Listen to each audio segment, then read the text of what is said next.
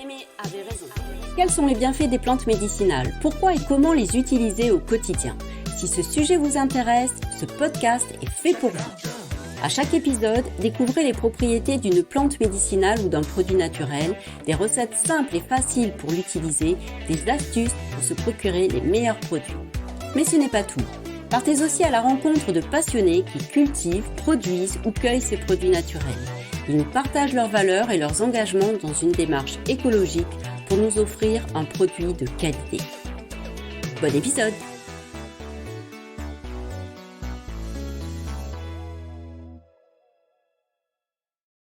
Bienvenue sur Mémé avait raison, le podcast qui prend soin de vous naturellement. Je suis Joëlle Cadrieux et je suis ravie de vous accueillir.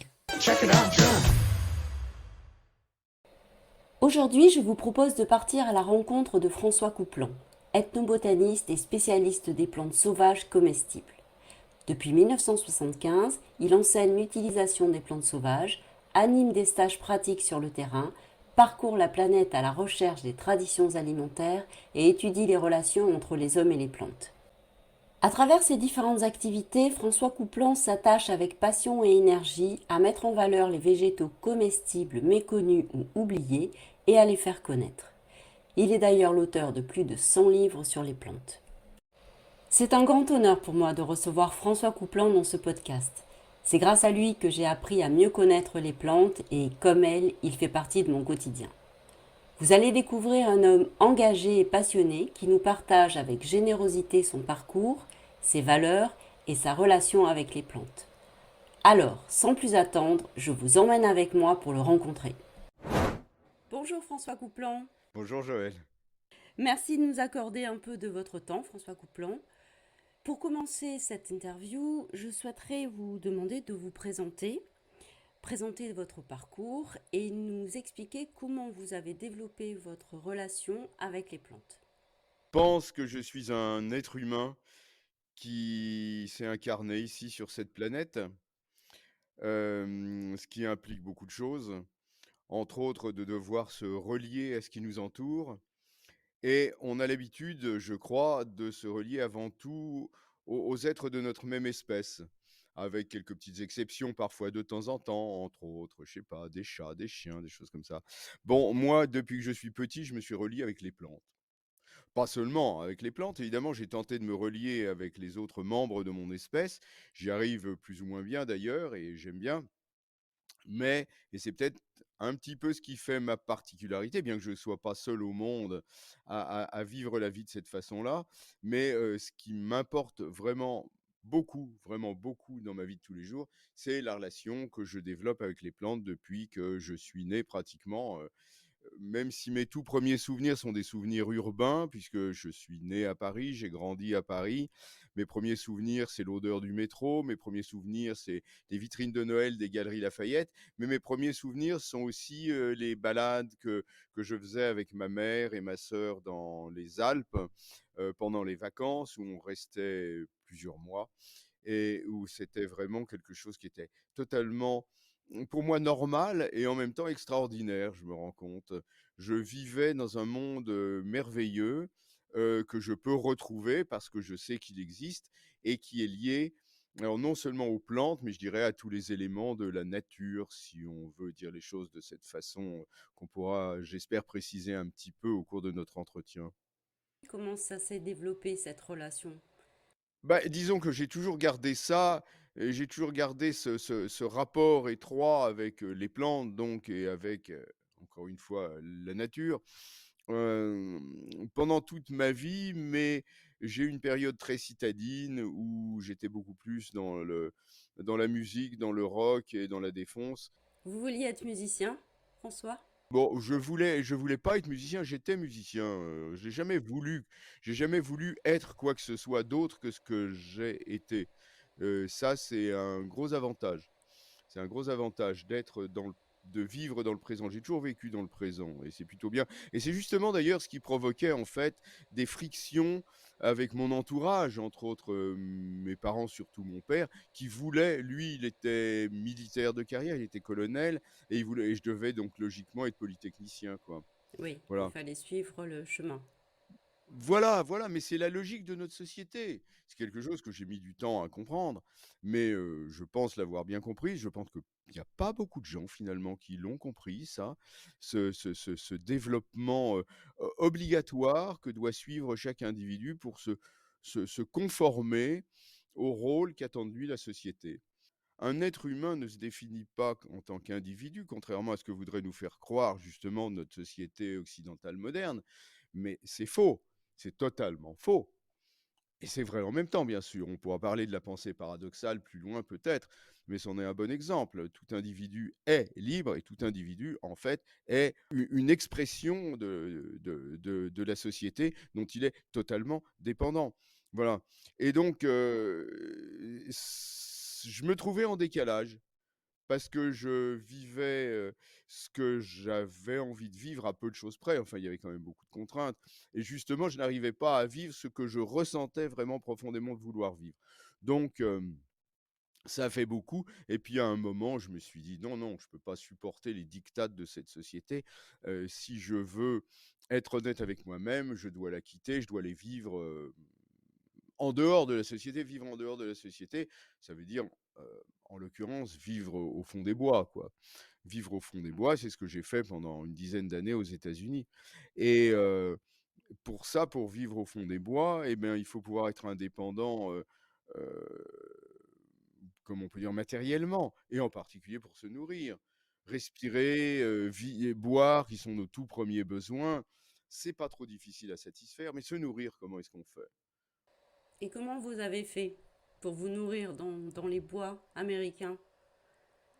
Oui, comme j'avais déjà des connaissances, comme j'avais déjà des bases, je me suis fait on va dire un, mmh, un cours accéléré avec un oncle à moi qui était végétarien, qui était dans les Alpes de Haute-Provence, à Volonne et pendant plusieurs mois, on a vachement travaillé ensemble à identifier un maximum de plantes, à faire des essais, à essayer de savoir, avant de faire des essais, si elles étaient comestibles ou toxiques quand même, mais à faire des essais quand même de toute façon et ça a bien marché. Voilà, j'ai vraiment acquis un bagage qui m'a permis d'être indépendant. De manière empirique, on pourrait dire. Vous l'avez appris tout seul? Enfin, tout seul avec des accompagnants? Il y avait quand même quelques ouvrages qui existaient, un ouvrage de Désiré Bois sur les plantes alimentaires, à travers le monde, mais qui était très, très difficile à se procurer. Le seul endroit où je pouvais le lire, c'était, à la bibliothèque du Muséum d'histoire naturelle, où j'ai traîné mes guêtres après d'ailleurs. Voilà, mais j'avais quelques infos et puis, il y avait un livre qui avait été publié, en Angleterre qui s'appelait Food for Free de, d'un instituteur, Richard Mabey, qui s'intéressait beaucoup aux plantes sauvages et c'était très sympa et comme je passais beaucoup de temps à Londres, pour écouter la musique, qui était extraordinaire, voilà, pour moi, on n'a jamais fait plus intéressant, qu'à cette époque-là, globalement, hein, je parle, globalement, oui, c'était l'émergence de toutes sortes de groupes dont certains ont fait carrière d'ailleurs. Quels étaient vos groupes préférés Mon évolution musicale a été très simple, en fait.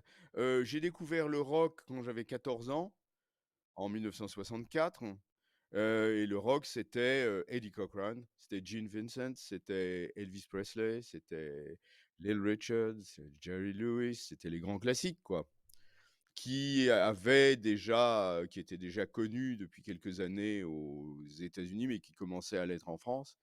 Et donc, voilà, c'était ça qui m'intéressait. Après, j'ai glissé vers les Beatles, j'ai glissé un petit peu vers le rock français quand même, Eddie Mitchell, Dick Rivers, c'était sympa, c'était vraiment chouette, j'aimais bien.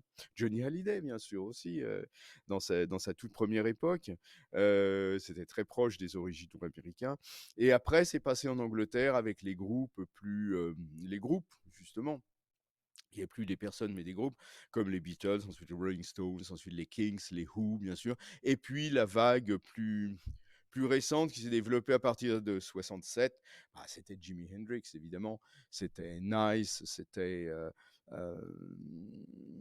Led Zeppelin, par exemple, que j'ai vu à leur tout début. Et puis c'était pour moi, c'était la comment dire? L'épitome, le sommet, c'était les groupes américains comme Grateful Dead et surtout Jefferson Airplane, les Doors bien sûr, mais Jefferson Airplane qui ont créé pour moi peut-être le meilleur album de tous les temps qui s'appelle After Bathing at Baxter's.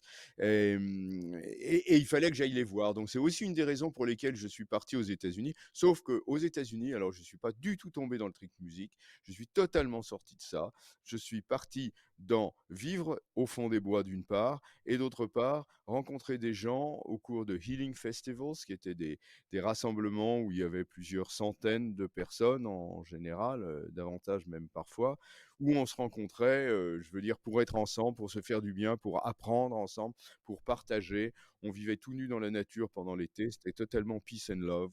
C'était le post-mouvement hippie ou c'était avant 68? C'était la suite, C'était hein. la suite du mouvement hippie. Le mouvement hippie, le Summer of Love, c'était 67.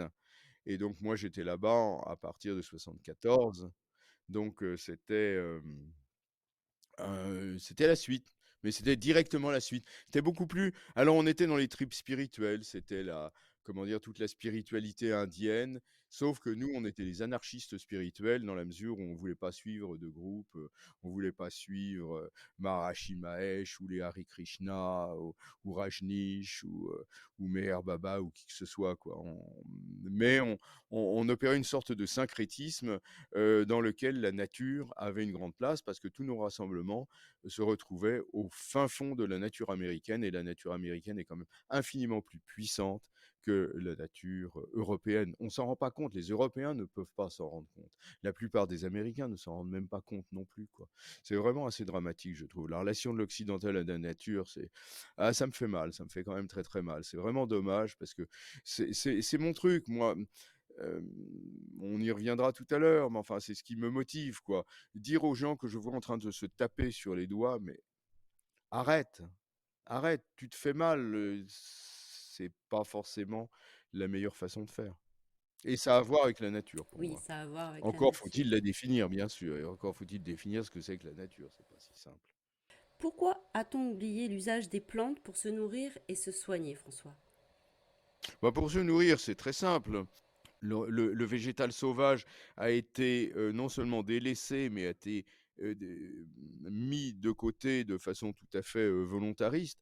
Ça remonte au Moyen Âge où ça remonte à avant, bien sûr, les débuts de l'agriculture qui ont développé les classes sociales, qui ont mis au point des plantes alimentaires qui ont formé la base de notre alimentation. Ça n'a pas été totalement exclusif jusqu'au Moyen Âge où justement les classes étaient extrêmement marquées. On était dans la féodalité. La féodalité, c'est quand même le pire. Enfin, voilà, c'est de l'esclavage extrêmement institutionnalisé. Et donc, la partie dominante de la société voulait se démarquer du reste, de la plus grande partie de, de la population humaine existante en créant des marqueurs sociaux extrêmement visibles. Donc c'était l'habitat, vivre dans des châteaux plutôt que dans des maisons, c'était les habits, mettre des habits qui montrent bien qu'on ne peut pas travailler avec, plutôt que des habits fonctionnels, des habits avec des couleurs vives pour les riches, avec des couleurs âtres, verdâtres, grisâtres, jaunâtres, brunâtres, rougeâtres, pour les pauvres. Dans le domaine de la langue, c'était parler la langue de cour par opposition aux dialectes patois des différentes langues qui existaient sur les territoires. Et du point de vue alimentaire, c'était la primauté de l'animal sur le végétal, d'une part, avec en particulier, enfin avec toute une symbolique. L'aliment le plus prisé, c'était le cygne, parce que c'est un oiseau donc il vole et il vit près de Dieu, et il n'est pas sujet aux contingences, enfin moins sujet aux contingences matérielles terrestres du moins, euh, comme d'autres animaux. En plus, il est blanc, symbole de pureté, tandis que aux paysans, on laissait le cochon qui se roule dans la boue tout ça, c'est symbolique, quoi. Manger de la viande, c'était un symbole de richesse, elle est restée jusqu'à nos jours. C'est pour ça qu'on mange toujours, encore à l'heure actuelle, de plus en plus de viande, même si la tendance est en train de se modifier assez drastiquement d'ailleurs. Ça devient un peu plus varié le paysage, voilà. Mais et d'un point de vue et du point de vue du végétal, alors là aussi il y avait un clivage qui était très net, hein, très très net. C'est d'un côté le végétal cultivé, transformé par le génie humain, ce qui voulait dire, par exemple, si on mangeait des haricots verts, eh ben, je suis quelqu'un de bien parce que ces végétaux n'existent pas dans la nature, c'est l'homme qui les a transformés. Et en plus, ça montre que je suis riche parce que j'ai les moyens de me payer un jardinier qui travaille pour moi. Voilà. Tandis que manger une soupe d'ortie, ça voulait dire très clairement aux yeux de tous, moi je suis un pauvre parce que je n'ai pas les moyens de faire autrement que d'accepter les cadeaux de la nature. Il faut bien comprendre que la chose à faire, c'était de parce que c'est Dieu qui le demandait, c'était le plan divin, c'était de transformer la nature sauvage, qui était pourtant la création de Dieu.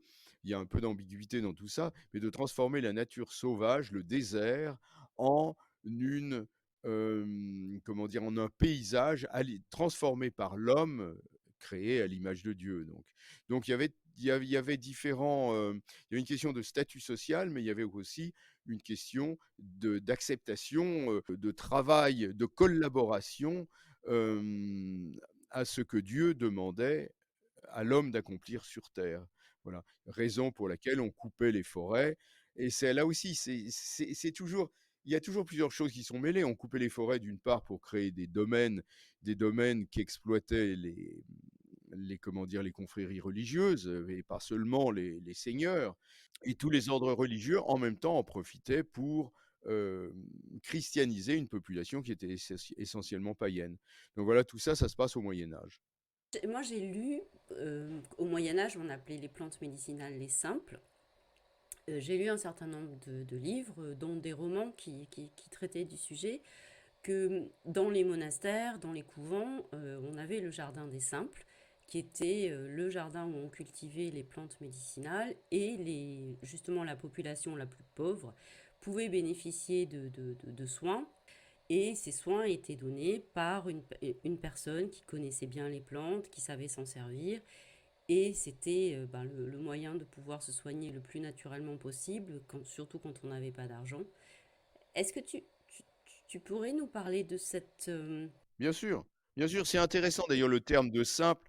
Le terme de simple signifie qu'on utilise les plantes une par une, que ce sont des romaines qu'on différencie bien, des plantes qu'on différencie bien les unes des autres, par opposition au mélange thérapeutique qui comportait parfois plusieurs, même souvent plusieurs dizaines de plantes.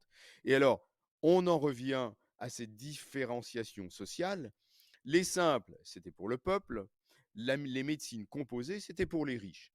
Les médecines composées ont donné par la suite naissance à la médecine moderne, quand on s'est mis à chercher à extraire des plantes les principes actifs pour être plus efficace dans une démarche scientifique qui était acceptée, qui était quelque chose d'efficace, de fonctionnel et surtout de moderne. Quand on parle de moderne, il y a toujours cette question de statut. Voilà, ça veut dire qu'on est des gens bien quand on peut faire des choses modernes. Et c'est toujours la même chose à l'heure actuelle, c'est toujours comme ça. On a la médecine occidentale, moderne, qui est adoptée par le monde entier et qui se trouve être extrêmement efficace dans de nombreux domaines. Revenons à nos simples. Nos simples, oui, bien sûr, étaient, comment dire, hem, divulgués, on peut dire, utilisés par enfin, les moines, par les religieux. Voilà, ils avaient des jardins de simples dans leur monastère, bien sûr, mais c'était de toute façon aussi une connaissance du peuple, heu, répandue absolument partout. Dans chaque campagne, dans chaque village, il y avait il y avait, comme on le trouve toujours partout à l'heure actuelle, quand je me balade un petit peu dans tous les coins du monde pour étudier les usages des plantes, on retrouve toujours exactement la même chose. Ça, c'est de tout temps et de toute culture. Une connaissance globale, une connaissance populaire générale des plantes qui soignent, d'une part, et puis d'autre part, donc toujours au sein de la société rurale, des spécialistes qui sont des guérisseurs, qui sont des rebouteux, qui sont des curaderos, qui sont des sorciers, qui sont les terminologies sont diverses et il y a des comment dire des domaines de compétences particuliers, mais globalement, en l'occurrence dans le domaine de la médecine par les plantes, qui ne s'appelait pas encore la phytothérapie à l'époque, eh bien il y avait des personnes qui avaient une connaissance beaucoup plus poussée que la moyenne de la population et auxquelles on avait recours quand les maux, quand les problèmes étaient un petit peu trop compliqués pour être soignés par la médecine populaire. Mais depuis quelques années, ce qu'on observe, François, c'est quand même un regain. Mais François, vous êtes bien placé pour le savoir, et vous en êtes un des acteurs principaux. On observe un regain d'intérêt pour les plantes sauvages, médicinales et comestibles. Mais vous, François Couplan, ça fait plus de 50 ans que vous vous y intéressez et que vous partagez votre passion des plantes à travers des stages et des formations. Vous dites d'ailleurs, ce qui me fait plaisir, c'est que les gens se fassent du bien et qu'ils développent une relation avec les plantes. Je pense que ce qui vous définit, et puis bon, bah, vous êtes ethnobotaniste, donc ça le définit déjà aussi, mais ce qui vous définit Hmm. quand on vous suit, quand on vous écoute, quand on vous rencontre, c'est cette passion que vous avez de transmettre et surtout transmettre qu'il existe une relation entre les plantes et l'homme, vous en parlez, vous en avez parlé tout Mhm. à l'heure aussi, et que justement à Mhm. travers, ce qui est important pour vous, c'est que de créer cette relation, et vous la créez justement à travers deux axes que vous avez développés, les stages d'observation et de Hmm. découverte et des formations. Est-ce que vous voulez bien Oui. commencer par nous parler des stages que vous proposez? Oui, bien sûr. Bon, c'est quelque chose que j'ai développé progressivement. Je reviens à mon époque américaine, ouest américaine, où je vivais avec ces personnes dans la nature et les plantes étaient perçues comme quelque chose d'important, mais personne n'avait de connaissances particulières là-dessus. Et mes amis se sont rendus compte rapidement que je connaissais des choses. C'est eux qui se sont rendus compte plus que moi. Moi, j'étais même pas conscient de tout le bagage que j'avais déjà, que j'avais développé en allant vivre dans la nature, justement en lisant des livres, en expérimentant, en pratiquant. Donc, je suis devenu, comment je peux dire, le botaniste en chef, si je puis dire, de ces festivals. Et j'emmenais des gens à la découverte des plantes sous forme de petites balades ou de sorties plus longues ou de vie dans les bois avec moi pendant quelques temps. Donc un partage direct, concret sur le terrain. Et puis voilà, il y a des Américains bien. Je me souviens de jeunes Américains pendant un de ces festivals qui me disent, mais avec tout ce que tu sais là, tu pourrais en faire ta profession. Ouais, OK, mais comment est-ce que je peux, moi, gagner de l'argent avec ce qui m'intéresse, avec ma passion? Parce que j'avais une vision du travail professionnel qui était encore, je crois, très européenne ou franco-française peut-être, qui est qu'on doit gagner son pain ou ou chrétienne d'ailleurs, je ne sais pas, qui est qu'on doit gagner son pain à la sueur de son front, c'est-à-dire quelque part se faire mal pour, pour gagner des sous quoi et pour pouvoir vivre avec, de son travail. Et puis, donc, j'ai écouté leurs conseils et j'ai commencé à rassembler des gens autour de moi et à leur faire payer 10 $ pour venir avec moi et partager mes connaissances. Et puis concrètement, récolter des plantes, faire à manger comme je le faisais pour moi, quoi. C'était vraiment dans cette optique-là. Et puis, quand je suis revenu en France dans les années 80, que j'ai raconté ce que je faisais, eh bien, on m'a proposé d'organiser des stages. On a organisé des stages pour moi, etc. Enfin, des stages que j'animais, que je mettais sur pied et tout. Puis après, j'ai développé ma propre structure, je dirais. Et voilà, mais c'est toujours la même chose à l'heure actuelle, maintenant, 50 ans plus tard, effectivement, que quand j'ai commencé, c'est-à-dire aller sur le terrain et puis rencontrer les plantes, tout simplement rencontrer les plantes. Et à partir du moment où on a rencontré les plantes, eh bien, euh, on, on peut mieux les connaître parce qu'elles ont des tas de choses à nous raconter. Ce sont elles qui nous les racontent quelque part. Enfin, moi, je me fais leur voix, bien évidemment, parce que ça va plus rapidement. Mais c'est à double tranchant, hein. Si les choses vont plus vite, c'est-à-dire si moi, j'enseigne, eh bien, ça va plus vite pour les gens, c'est bien, oui, certes, mais ils ne peuvent pas, à mon avis, de toute façon, faire l'économie d'un travail en profondeur qui prend du temps. Je vais prendre l'exemple de ce qui se passe au Japon. Au Japon, si vous voulez, comment dire, préparer un sushi pour un client dans un restaurant, vous avez 10 ans de travail derrière vous. Vous avez travaillé pendant 10 ans pour mettre au point, ce que vous pouvez proposer, à un client, voilà. La durée, c'est quelque chose d'important. Donc quelqu'un qui suit un stage d'une journée, d'une semaine, c'est très bien, il va apprendre des choses. Mais pour moi, ça ne peut être que le point de départ ou bien quelque chose qui, comment dire? Qui vient Un déclencheur. le alors soit un déclencheur, soit, quelque chose qui, voilà, qui va le conforter dans son travail, qui va relancer la dynamique. Mais, hem, le travail, il doit être au quotidien et les plantes, il y en a partout autour de nous, toujours. Pour moi, effectivement, c'est vrai que ces stages, ça peut être le déclencheur et donc pour ça, il faut vraiment qu'il se passe quelque chose, quoi. Il faut vraiment que moi, je sois capable de donner aux personnes qui viennent, aux stagiaires, des notions pour qu'ils puissent découvrir la base de la relation qu'ils vont développer, eux, avec les plantes et qui, je pense et j'espère, mais je le crois, va durer le reste de leur vie. C'est quelque chose qui est très prenant, très, très marquant quand on commence à goûter des plantes, par exemple, à découvrir tout l'univers culinaire des plantes sauvages, qu'on se rend compte qu'en plus ça fait du bien, que c'est sympa, qu'on peut partager avec d'autres personnes.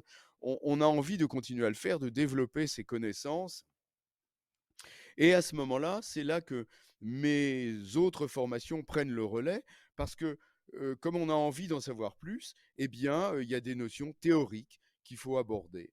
La terminologie, par exemple, comment est-ce qu'on décrit une plante, l'identification des plantes, comment est-ce qu'on fait pour savoir à quelle espèce on a affaire, on a en face de soi, ce qui est absolument indispensable quand on veut utiliser les plantes, bien sûr, pour soi et encore plus si on veut partager avec les autres. Donc ça veut dire il faudra apprendre quelles sont les plantes toxiques, quelles sont les plantes qu'il ne faut pas ramasser, et pourquoi est-ce qu'elles sont toxiques, quelles sont les molécules qu'elles fabriquent et qui peuvent avoir des effets délétères, mais au contraire, quelles sont aussi les molécules bénéfiques dont on va pouvoir se servir pour se soigner ou pour se nourrir. L'alimentation, quels sont les nutriments dont on a besoin, et les plantes sauvages sont en particulier très riches, très fortes, très intéressantes en micronutriments qui manquent dans notre alimentation de tous les jours. La plupart des gens qui nous écoutent d'ailleurs en ce moment sont en carence ou en subcarence parce que l'alimentation végétale, l'alimentation occidentale, l'alimentation moderne, l'alimentation habituelle, je ne sais pas comment dire ça, mais que consomme tout un chacun, même si elle est basée entre autres sur des végétaux, même si elle est bio et tout ce genre de choses, hmm, est obligatoirement, je pense, carencé en vitamine C, en vitamine E probablement, en magnésium et autres choses. Et pour moi, les plantes sauvages nous permettent justement de combler ces carences. Donc il faut le comprendre, il faut le savoir, et puis étudier l'historique de la relation de l'homme avec les plantes, c'est passionnant également. Savoir apprendre des recettes, savoir comment préparer ces plantes au mieux, comme le travail que je fais avec les restaurateurs, par exemple. Ah, c'est vachement stimulant. On est des animaux culturels de toute façon. On est des êtres gourmands. On a envie de se faire plaisir. On a envie voilà, d'explorer et puis de comprendre le monde.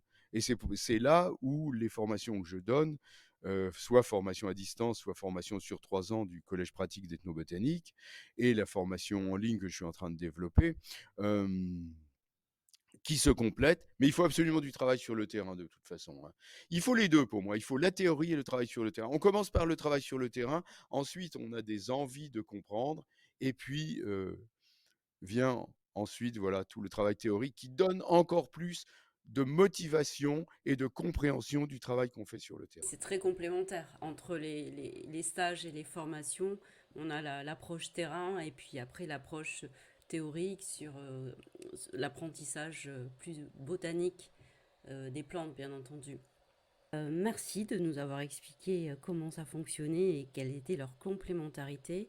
Et justement, quelles sont les personnes qui participent à tes stages ou qui viennent en formation? Est-ce qu'elles ont un parcours particulier, des envies particulières, des attentes? Est-ce que c'est un changement de vie? Est-ce que c'est un changement de métier? Avec quoi elles arrivent et avec quoi elles repartent, François?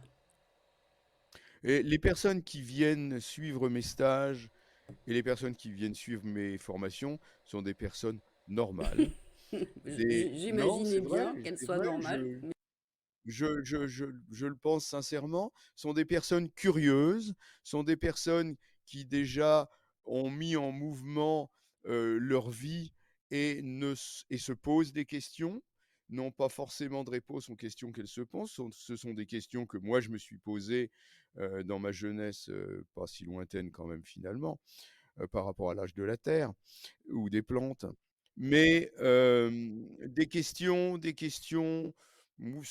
souvent existentielles, et c'est normal, on doit se poser des questions existentielles. C'est pour ça que je dis que ce sont des personnes normales, mais qui ont une attirance particulière, évidemment, pour les plantes, sans forcément bien comprendre tout le potentiel qu'elles recèlent, sans forcément bien, bien savoir tout ce qui peut se passer entre les personnes et les plantes, et donc qui viennent à la recherche bien de réponses à quelques-unes de leurs questions. Entre autres, voilà, est-ce que ça se mange? Voilà. Ah, j'aimerais bien pouvoir me nourrir avec les plantes qui poussent autour de Oui, moi. d'ailleurs, quand on avait un peu préparé l'épisode, pardon, tu m'avais dit, mais on ne peut pas imaginer, personne n'imagine qu'autour de soi, il y a plein de plantes qu'on peut utiliser, mais on ne les voit pas parce qu'on ne les connaît pas, on ne sait pas comment les Oui. utiliser. Et justement, je suis allée, après notre préparation, je suis allée me promener en bord de Marne. Et puis j'ai observé autant que je pouvais, j'ai ramassé des plantes et je t'avoue que bah, j'ai été assez Oui. incapable, malgré tous les bouquins que j'ai de toi où on peut lire beaucoup de choses et il y a des photos et tout ça. J'étais assez embêtée et un peu inquiète d'identifier des plantes toutes seules. Et je me suis dit, bah, à Oui. travers un stage, à travers, oui, au moins un stage, de voir avec les personnes qui connaissent bien, je pense que c'est beaucoup plus facile parce qu'on a la mémoire aussi visuelle, on a la mémoire du moment, des odeurs, etc. Et ça doit être beaucoup plus facile que de le faire à travers des livres parce que seul on peut se tromper. On a toujours, tu le disais tout à l'heure, la hantise de la plante qui est toxique et de se tromper.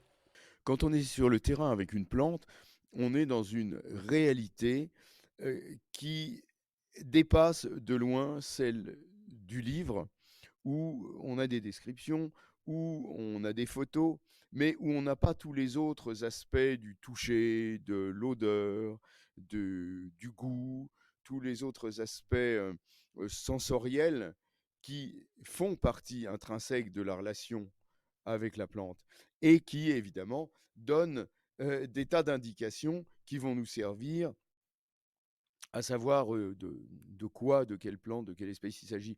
En plus, on se trouve dans une sorte de fouillis végétal où, quand on n'a pas l'habitude, l'œil se perd carrément. Voilà. Donc, c'est le rôle de l'animateur, et je ne suis pas le seul à le faire. J'ai maintenant formé pas mal d'élèves qui vont progressivement prendre le relais. Donc, c'est le travail de l'animateur de faire prendre conscience à l'élève des éléments sur lesquels il faut qu'il porte son attention. Regarde, mais ça commence par la vue de toute façon. Mais c'est pas la vue en fait, c'est l'observation. Il faut faire une différence essentielle entre vue et observation. Nous, on a tendance à voir, on prend rarement le temps d'observer. Parce que l'observation, ça demande du temps. Ça demande aussi des techniques. Ça demande d'être capable de différencier et des habitudes. Ça demande d'être capable de différencier des formes. Ça demande d'être capable de différencier des teintes. Ce à quoi l'œil s'habitue rapidement d'ailleurs, mais c'est une démarche active. Également, il y a aussi, comment dire, du matériel qui peut être utile. Par exemple, moi j'ai des petites loupes chinoises qui grossissent 45 fois. Ces petites loupes, moi je trouve ça formidable parce qu'elles permettent de voir des choses que moi, avec mes yeux un peu fatigués et même avec des super bons yeux, je ne peux pas voir. Voilà. Donc j'ai rien du tout contre la technologie. Bon, c'est une technologie, c'est voilà, c'est du plastique, c'est des petites piles, voilà. Une technologie relativement moderne, mais qui, je trouve, peut permettre d'augmenter la relation profonde, véritable, qu'on va développer avec les plantes. Je suis moi, l'une de mes enfin, ma façon de voir le monde, c'est la pensée paradoxale. La pensée paradoxale, c'est-à-dire de dire qu'une chose est vraie et fausse en même temps, contrairement à la contradiction où les choses tirent chacune de leur côté, où les oppositions tirent chacune de leur côté. La pensée paradoxale, elle réunit les contraires, c'est yin et le yang. On vit dans un monde quand on s'est incarné dans notre monde, matériel, ici, nous qui venons de l'unité souffrons atrocement parce que nous avons perdu justement cette unité et nous vivons dans un monde de déchirement, plus exactement, enfin on le vit souvent comme ça, en tout cas par essence, c'est l'essence de la matérialité, c'est un monde d'opposition. Je redis, c'est le yin et le yang, c'est le beau et le laid, c'est le bon et le mauvais, c'est l'amour et la haine, etc. Et ce dans tout, et c'est ce qui crée le monde matériel. Donc si on ne comprend pas ça, évidemment, et c'est le cas de la plupart d'entre nous, c'est vrai, on est perdu dans ce monde.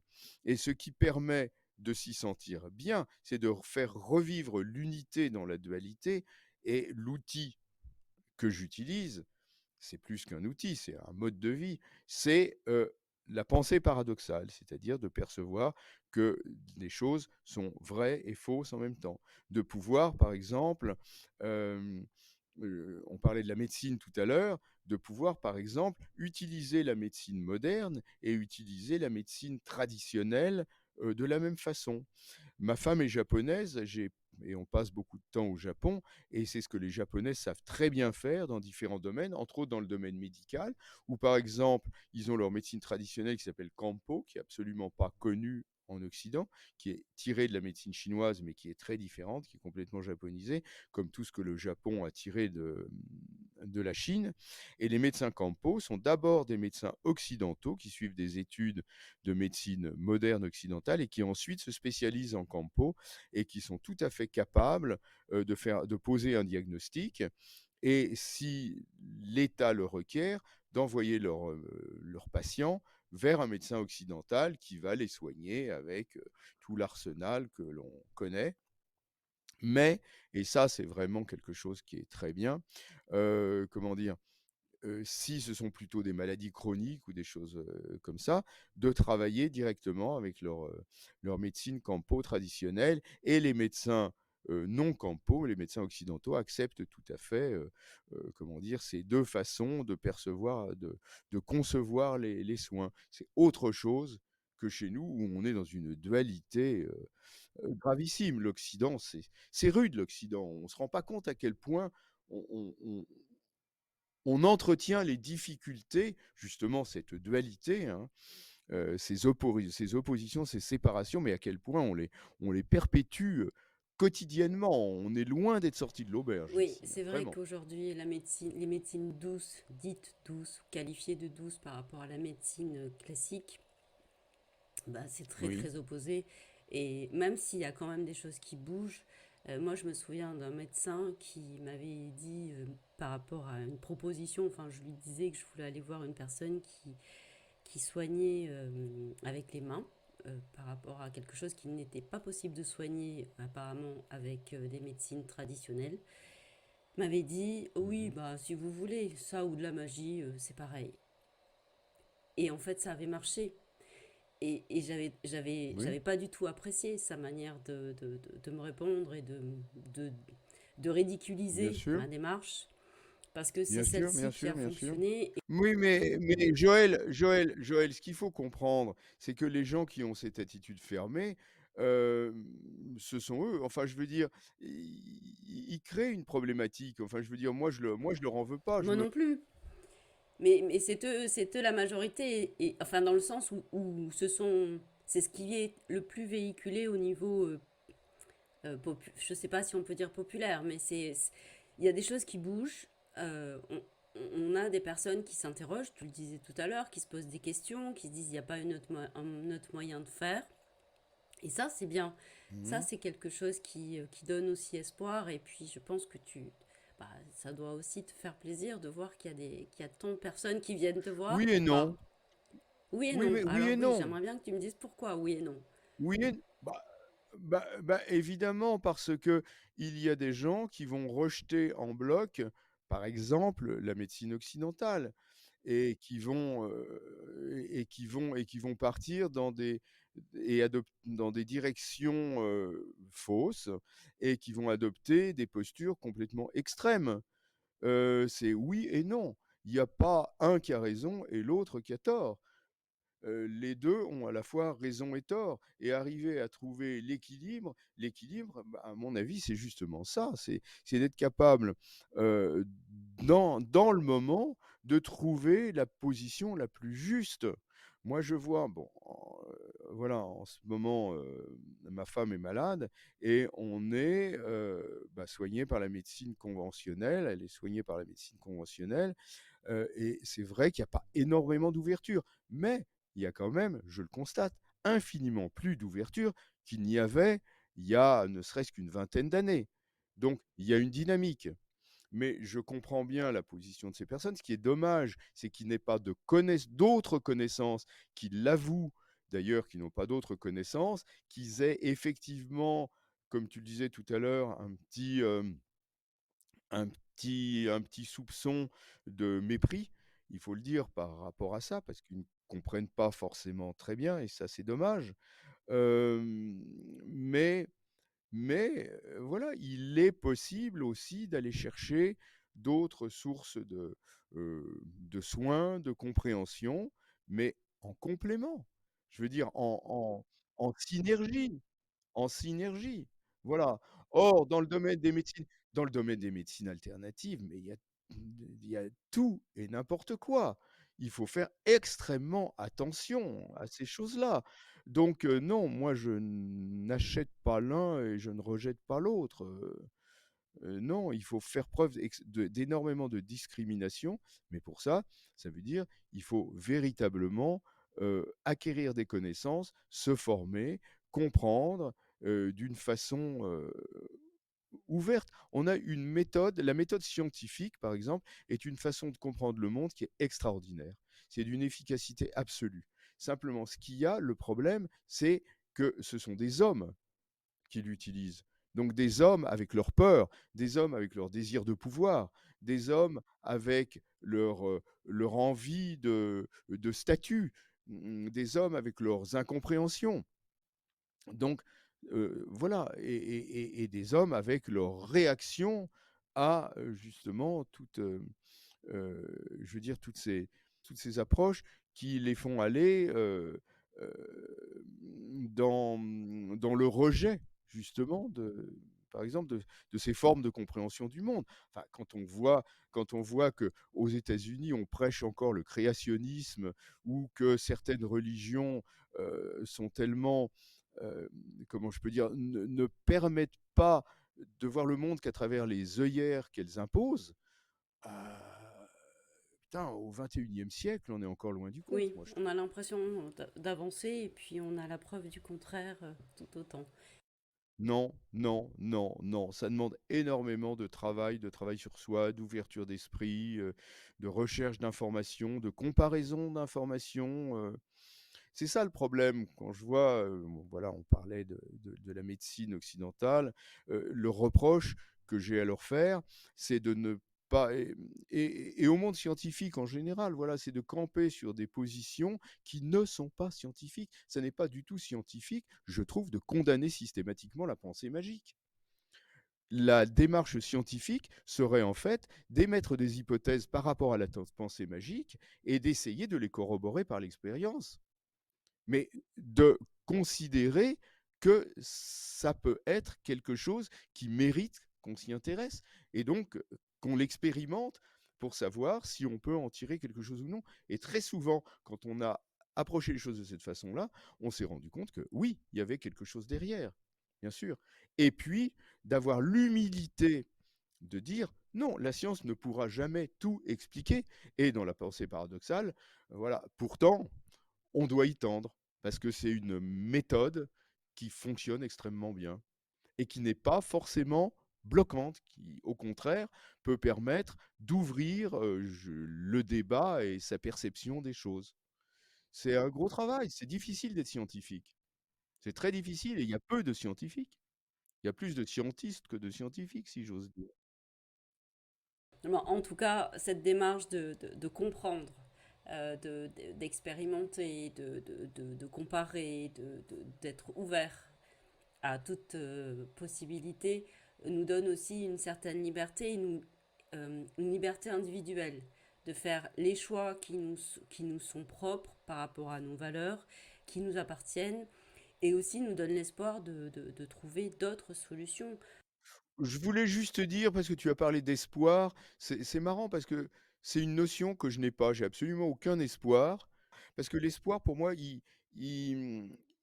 il implique un décalage dans le temps, si tu veux.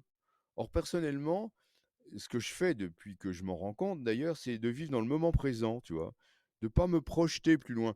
Je suis bien, c'est encore une fois paradoxal dans la mesure où bien sûr je me projette pour organiser mes stages, mes cours, mon école à Lyon, le collège pratique d'ethnobotanique, toute une formation sur 3 ans, et bien évident qu'il faut la préparer.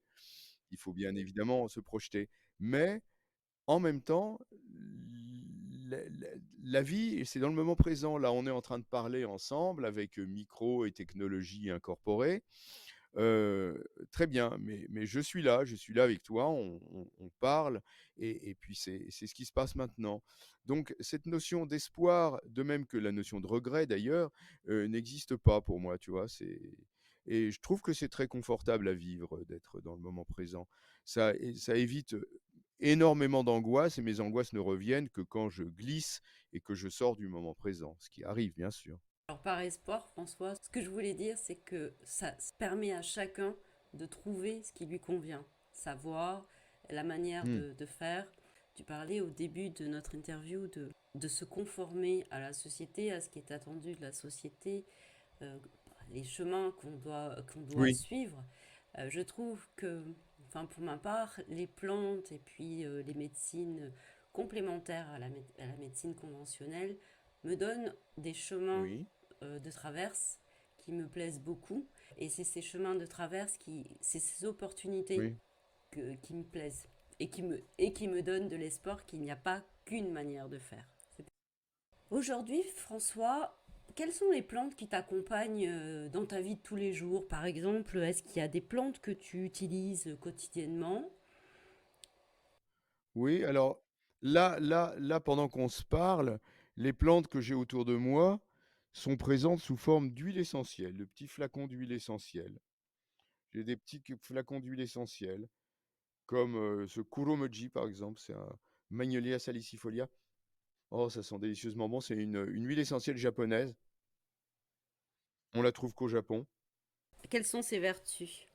Je n'en ai pas la moindre idée, j'ai absolument pas cherché à le savoir. Je ne sais pas si on le sait d'ailleurs. J'ai vu les gens qui distillaient, j'ai vu la plante. Ça, c'est une autre, une autre huile essentielle japonaise. Lindera ombellata, c'est délicieux. Je ne sais pas du tout à quoi ça sert non plus. Mais j'en ai plein comme ça. Là, j'ai de l'ylang-ylang. Alors ça, j'adore ça, l'ylang-ylang. C'est marrant, c'est un petit flacon d'ylang-ylang qui provient de mon grand-père. Il a un siècle. Il a un siècle, ce flacon. L'huile essentielle qui est dedans a un siècle. Et elle est, mais époustouflante. L'ylang-ylang, c'est d'un érotisme absolu. Ah ouais, totalement. C'est magnifique. C'est magnifique. Ah, waouh, c'est très très fort. Et puis ici, par exemple, alors ça, c'est l'huile essentielle de de la lavande sauvage qui pousse là dans les Alpes de Haute-Provence, où j'ai mon terrain, là où je donne mes stages en été, près de Barème, où pousse la lavande sauvage. Et ce sont des amis qui ont remonté un petit village à côté et qui tous les ans distillent de la lavande qu'ils vont cueillir, de la lavande sauvage. C'est exceptionnel. Ça se trouve nulle part, ça. Et là, bah, je suis avec la plante, tu vois. Je suis avec toutes ces plantes d'ailleurs quand je les. Même, Même sans les sentir d'ailleurs, juste le fait qu'elles soient à côté de moi, c'est bien suffisant. Mais voilà, je veux pas tomber dans l'ésotérisme à la petite semaine non plus, hein. Oh, j'ai une non, là, j'ai une essence de rose qui vient de Bulgarie. Essence de rose qu'on m'avait donnée quand j'étais en Bulgarie. Oh, puis plein de tas de trucs. Mais il faut bien comprendre, Joël, il faut bien comprendre que c'est pas pour faire quelque chose que j'ai toutes ces huiles essentielles. Je les ai parce que je les ai, quoi, tu comprends?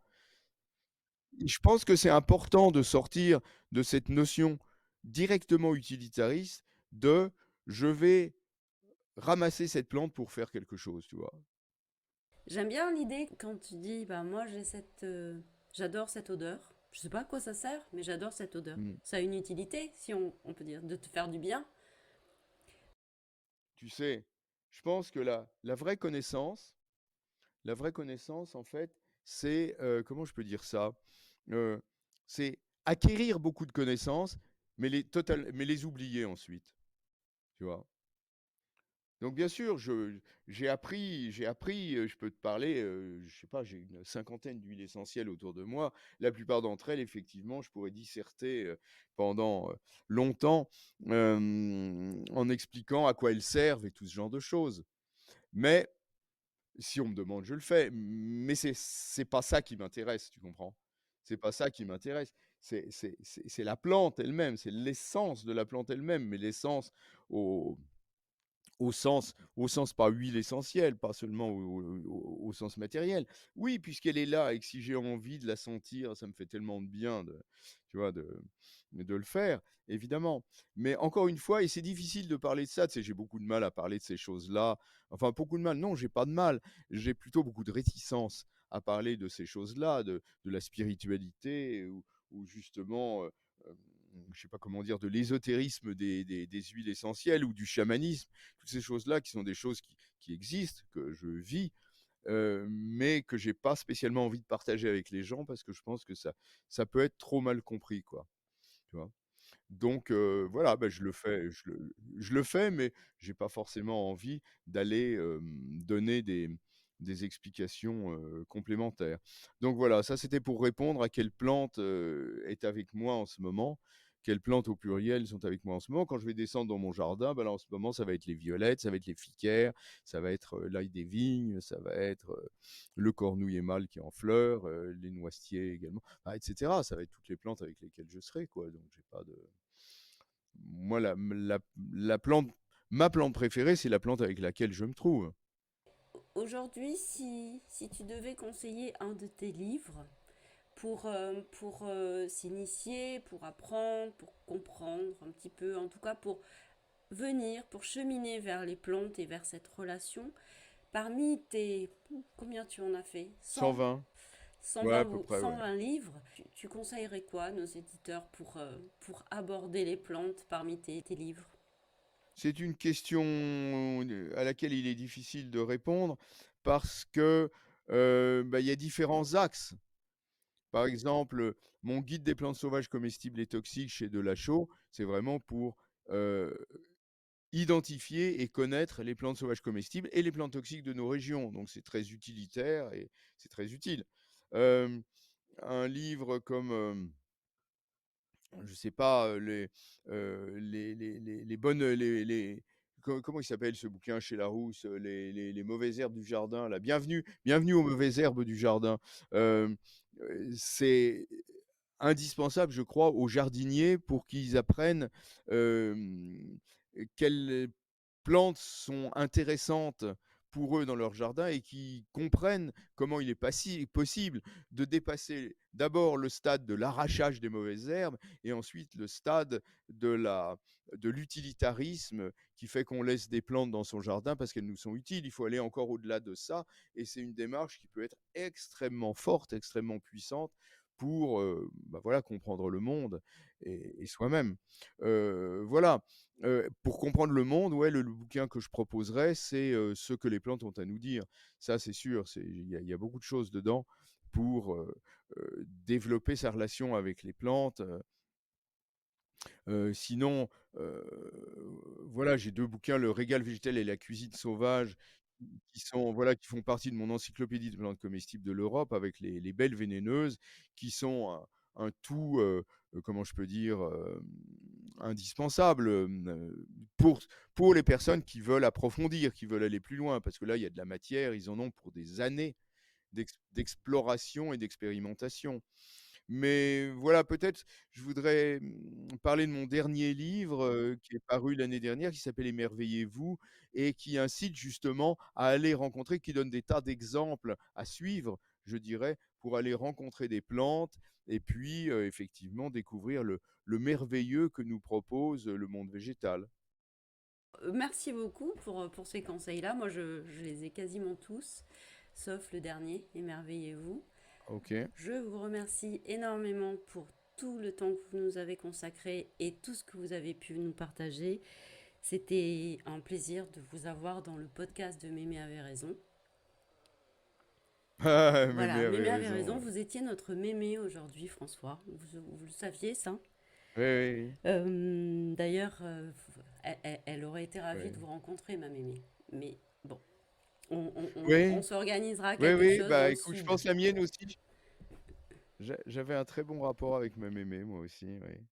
Pas un rapport de plante, elle connaissait pas trop, mais ouais, c'est important les Oui, c'est mémés. important, les mémés. Elles ont raison, Oui, effectivement, oui, elles ont surtout la toujours mienne, raison. elle a un sacré caractère. Mais elle connaît beaucoup de Ok. choses, de la vie en tout cas. Et c'est ça aussi, l'empirisme dont je parlais tout à l'heure, c'est la connaissance de la vie. On ne sait Mhm. pas forcément pourquoi, mais on sait que ça fonctionne parce on l'a expérimenté. Est-ce que vous pourriez nous dire où est-ce qu'on peut vous retrouver, où est-ce qu'on peut acheter vos livres et surtout où est-ce qu'on peut se renseigner plus en détail et s'inscrire aux stages et aux formations que vous proposez?